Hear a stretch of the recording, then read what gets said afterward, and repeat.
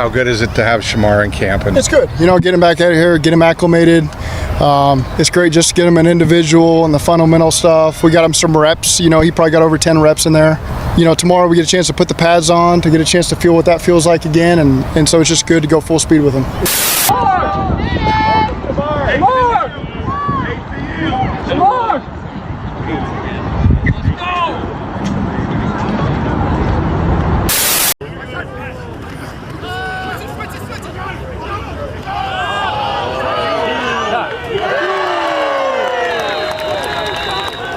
The Cincinnati Bengals have started training camp. They have signed their first rounder and still are on the lookout for a contract and one of their top defensive ends. But another great news is probably one of the best players on the Cincinnati Bengals defense is a young linebacker that has not played a snap yet. We have a lot of information that we got to get to you guys.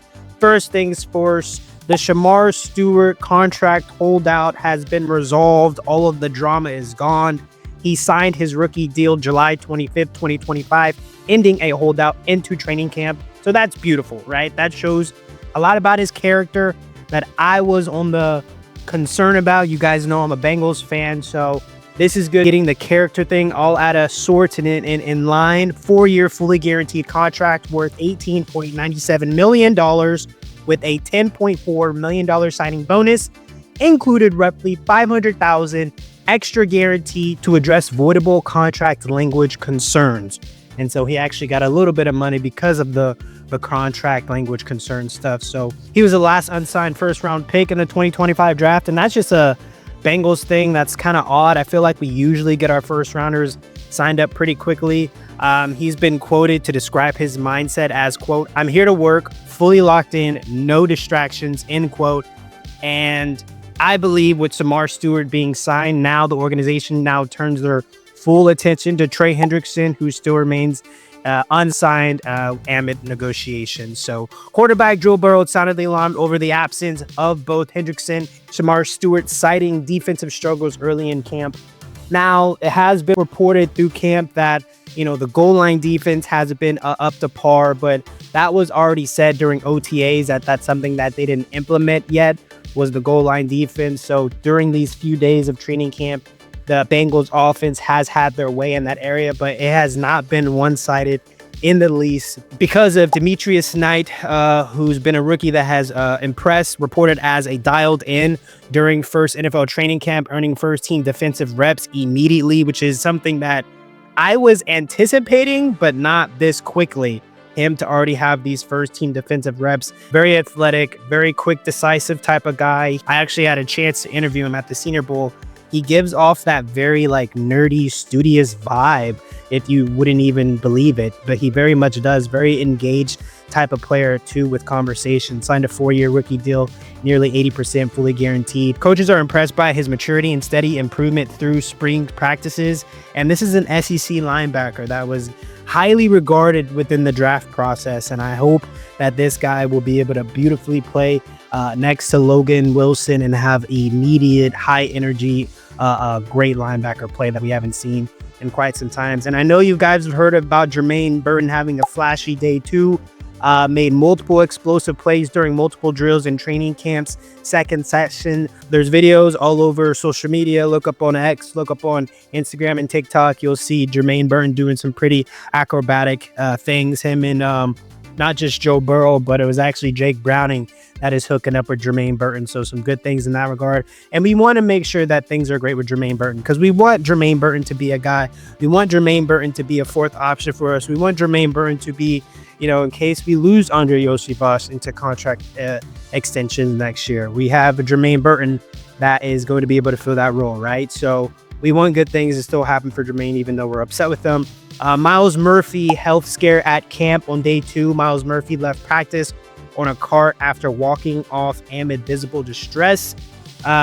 This is the last kind of news I wanted to hear from Myles Murphy. Any type of injury setback. The reason why Shamar Stewart is in the building, the reason why we even went pass rush at 17 in the first round is because the lack of full-time production from our former first round pick, Myles Murphy. He received ID treatment in the locker room. Practice day temperatures peaked around 89 Fahrenheit, contributing to potential heat-related issues. That within itself, it's not great for Myles Murphy. I do want to have him locked up for some more serious rules, serious participation, serious responsibility as our opposite pass rusher of Trey Hendrickson. This is why we drafted him, but of course, we don't trust him, or at least the front office doesn't trust him, and it kind of shows as to why we drafted Shamar Stewart. Going over day 2 and 3 highlights. On day 1, the Bengals defense surprisingly dominated the offense. Joe Burrow described the offense as, quote, poorly, a role reversal after historical weak defensive season. Day 2 saw Joe Burrow throw a 58-yard touchdown to T. Higgins and multiple completions to Jamar Chase, highlighted by Isaac Curtis calling the duo, quote, 2 number 1 receivers, one of the best receiving cores ever. And on day 3, practice continued intensifying. Crew heat effect led to cramps for T. Higgins. That's no surprise there. And Lucas Patrick was limited to a leg injury. And Lucas Patrick, he's one of our backup guards. He was looking in to compete for that starting, I believe, right guard position. He signed a 1-year deal for $2.1 million. Looks like it's a right calf injury, so it's not going to be something too serious. But we do have some surprising news, something that is just interesting in the fact that we're still looking to add on within the offense. Noah Fant visits the Cincinnati Bengals, but he visits and leaves without a contract. And so I do believe that headed to New Orleans to see if they have a contract situation there. And I'm sure if things don't look great numbers-wise, a player of Noah Fant's quality and his acumen, he's going to want to play with a Joe Burrow. So we'll see what happens with that. His visit was described as, quote, positive. So more than likely when it comes to Bengals, it's just financials. At the end of the day, it just has to be certain types of financials that we're not fully on board with. Let's just talk about a little bit of other things. I've been seeing some nasty comparisons of Joe Burrow being a Matthew Stafford-esque Lions type of ordeal. And I've just been seeing some weird things about Joe Burrow in the news, period. I feel as if last year was 100%, no matter of fact, not his fault at all. People want to give him blame over certain games, certain situations. We should have won the week 1 against the New England Patriots.